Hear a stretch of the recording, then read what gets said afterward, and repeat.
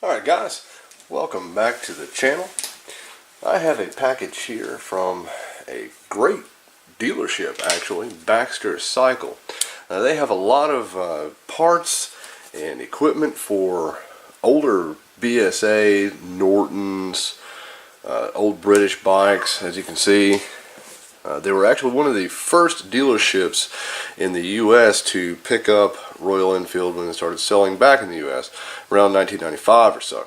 They've been in business for over 30 years, and I've been corresponding with Chris Baxter, and he seems to be a great guy. Let's go ahead and open up the box and see what we have here.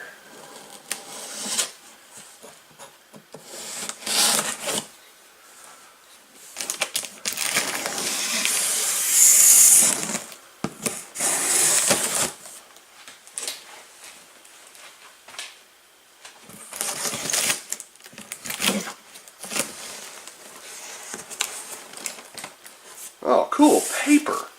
That's what I wanted. Alright.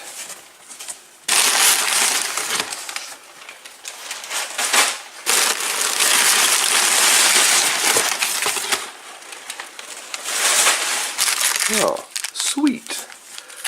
Skittles here. Halloween surprise. Alright, there you go. Some koozies there. Thank you.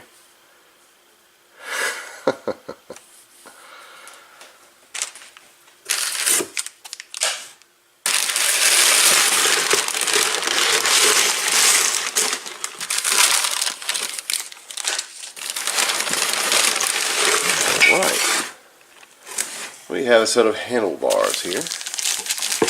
I believe this will be an interesting little project. Interesting little project. Let's try. Yes, indeed.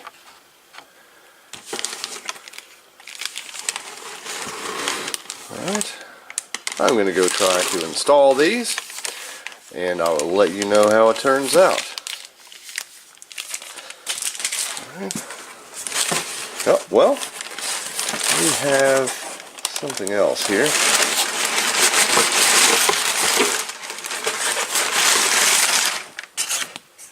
A very nice classic Triumph calendar. Well, that's very cool. Alright, thank you very much, Baxter Cycles. I'll let you guys get a better look at these handlebars here. There we are.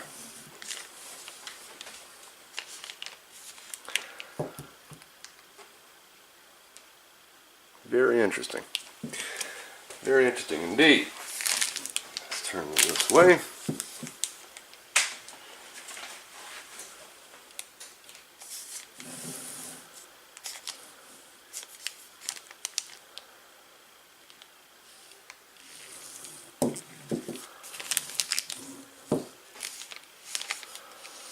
Alright. I'm going to try to throw them on. Alright guys, the handlebars are installed, and before I get into the installation process, let's do a quick comparison of the stock handlebars and the bars that were replaced with here.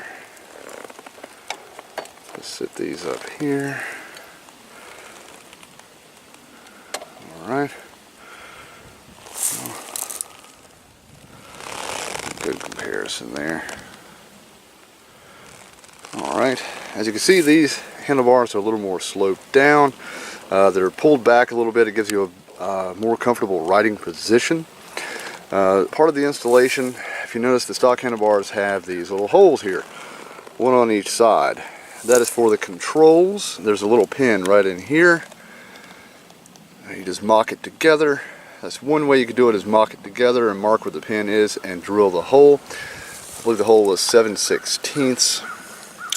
Or you could measure from the bar end, not the little bung that's welded in there, but the bar end itself, measure up and then minus just over 1/4 of an inch, and that's where you should drill your hole. Alright, on to the rest of the installation. When you take off this little bracket here, be sure to be careful with the washers that are under these nuts under here. They tend to be cracked or frayed, and they'll like to cling on, so you may want to get a small screwdriver or a pick and get those out in order to get this bracket off. Don't try to pry behind the bracket because you will crack things. Alright, now I thought I was going to have to replace either the throttle cable or the brake hose or the brake line, but the brake line just kind of moved up in its housings here and came right over, no problem at all. And the throttle cables originally were on this side. On the other side of this down tube, I moved them around to this side, back and out through here, and they worked just fine. The clutch cable itself is the same way. I just pulled more out of the little housing here, the casket, and made sure that I worked it up from here. There they are. And we've got plenty of room left. It's not too tight. It's just right. Alright. Let's see. As for the profile itself, as you can see here, it is a much lower profile. It's more pulled back. It's a much more comfortable riding position to me. Much more comfortable.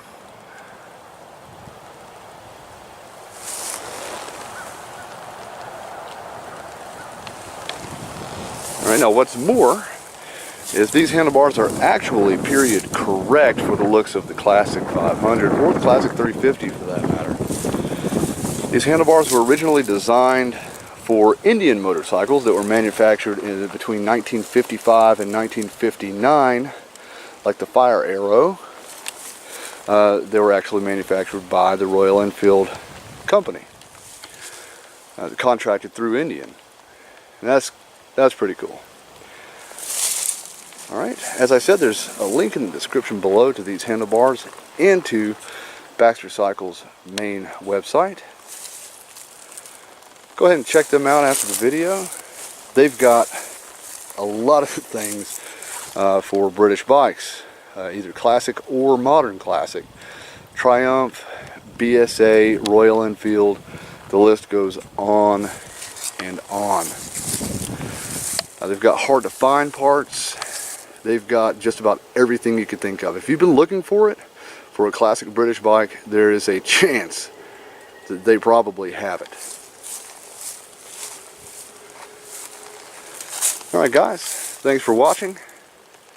As always, go ahead and hit that like button if you like the video, and since you're here, you might as well subscribe. Alright, thanks guys.